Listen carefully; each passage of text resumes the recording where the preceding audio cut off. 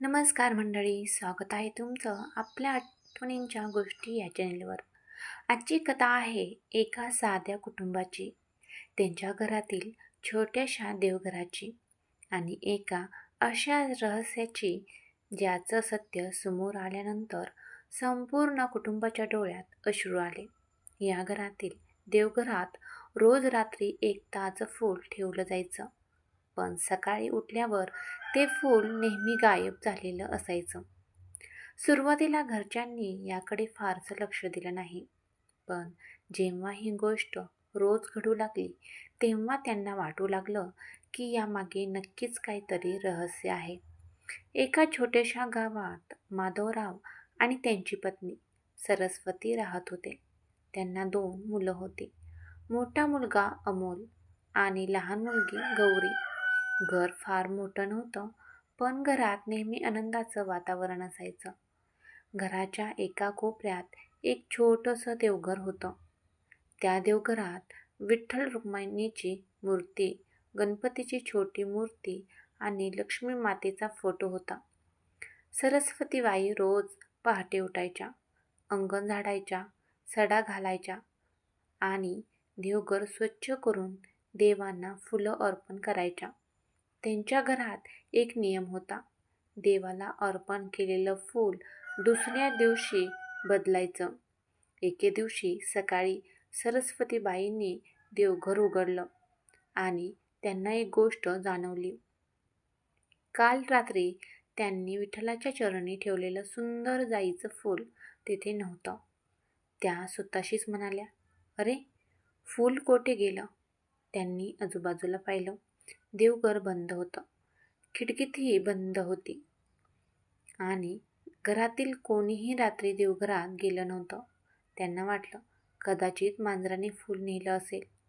त्या दिवशी त्यांनी जास्त विचार केला नाही, पण दुसऱ्या दिवशीही तेच झालं. रात्री त्यांनी देवासमोर एक ताजं गुलाबाचं फूल ठेवलं होतं आणि सकाळी उठून पाहिलं तर फूल गायब होतं.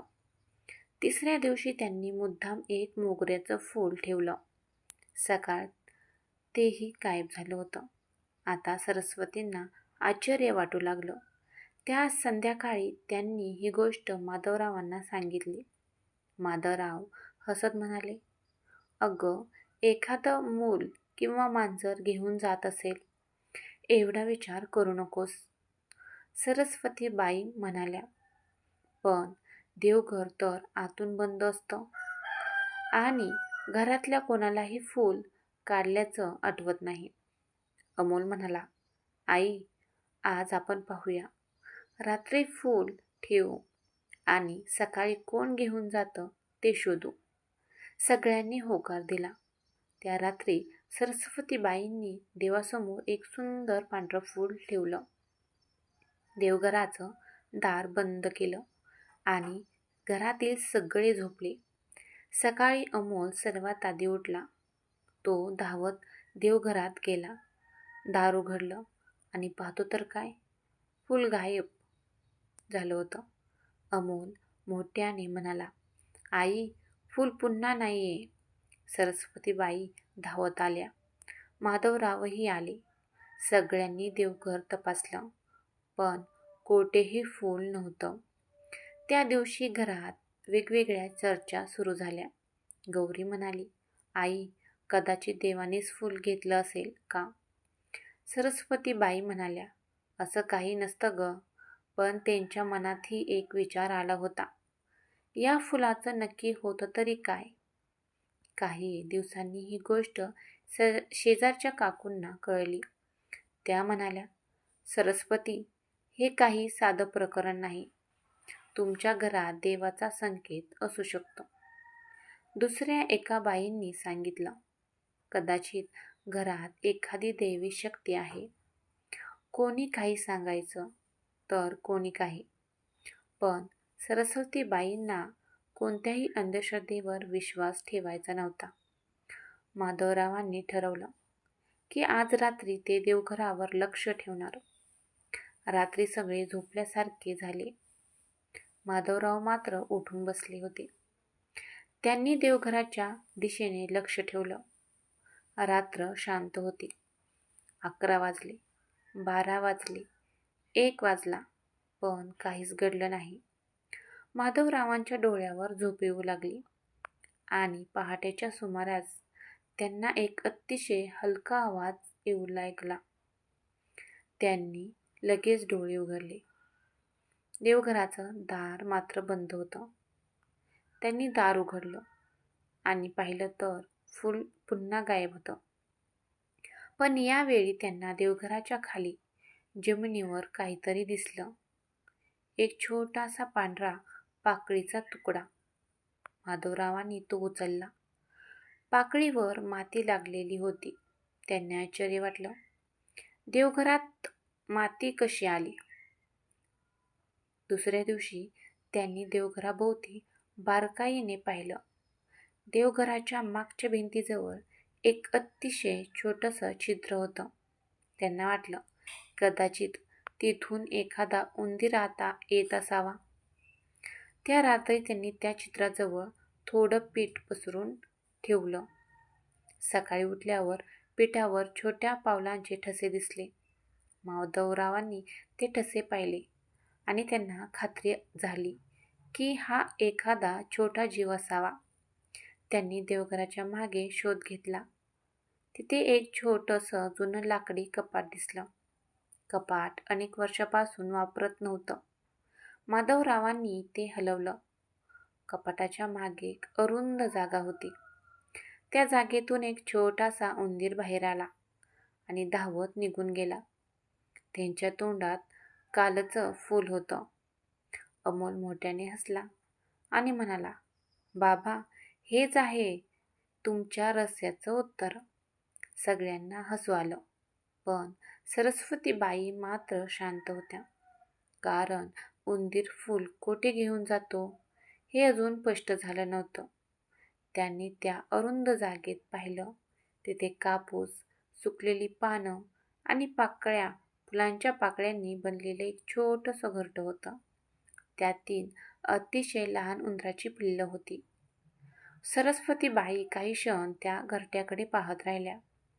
माधवराव म्हणाले, अगं, या उंदराने देवाचे फूल नेऊन आपल्या पिल्लासाठी घरटं बनवले. गौरी म्हणाली, म्हणजे? देवाचं फूल त्याच्या छोट्या जीवांसाठी घर बनवलं.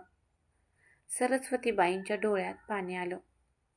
त्या म्हणाल्या, किती विचित्र आहे ना. आपण देवाला फूल अर्पण केलं, पण त्या फुलाचा उपयोग एका छोट्या जीवाचं घर बनवण्यासाठी झाला. त्या दिवसापासून त्यांनी घरात फुलं ठेवणं बंद केलं नाही. पण त्यांनी एक छोटा बदल केला.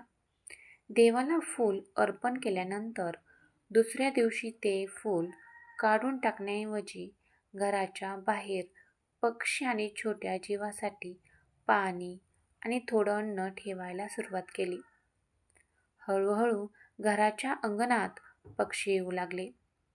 चिमण्या येऊ लागल्या. मांजरी येऊ लागल्या. गौरी त्यांना पाणी द्यायची. अमोल त्यांच्यासाठी भाकरी ठेवायचा. एक दिवस माधवराव म्हणाले, आपण देवाला फूल देतो, पण देवाने आपल्याला माणुसकी दिलेली आहे. त्या माणुसकीचा उपयोग दुसऱ्यासाठी केला तर कदाचित तीच खरी पूजा असेल. काही दिवसांनी गावात मोठा पाऊस झाला. अनेक पक्ष्यांची घरटी पडली. सरस्वतीबाईंनी अंगणात एक छोटी टोपली ठेवली आणि त्यात कापूस, गवत आणि काही कोरडी पानं ठेवली. काही दिवसात एका चिमणीने तिथे घरटं बांधलं. गौरी ते पाहून खूप आनंदी झाली.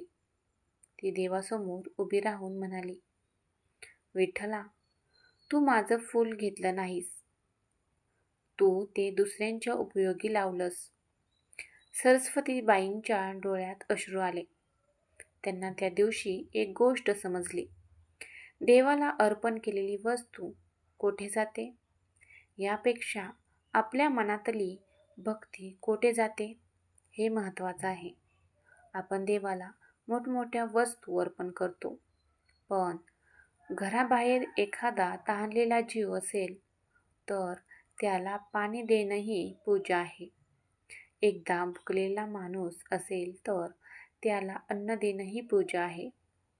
एखादा दुःखी माणूस असेल तर त्याचं दुःख 2 शब्दांनी कमी करणंही पूजा आहे. आणि एखादा छोटासा जीव आपल्याकडून काही मागू शकत नसेल तर त्याच्यासाठी थोडं पाणी ठेवणं ही सुद्धा देवसेवाच आहे. त्या दिवसानंतर त्या घरात फूल गायब होण्याचं रहस्य संपलं. पण त्या छोट्याशा रहस्याने संपूर्ण घराला एक मोठा धडा शिकवला.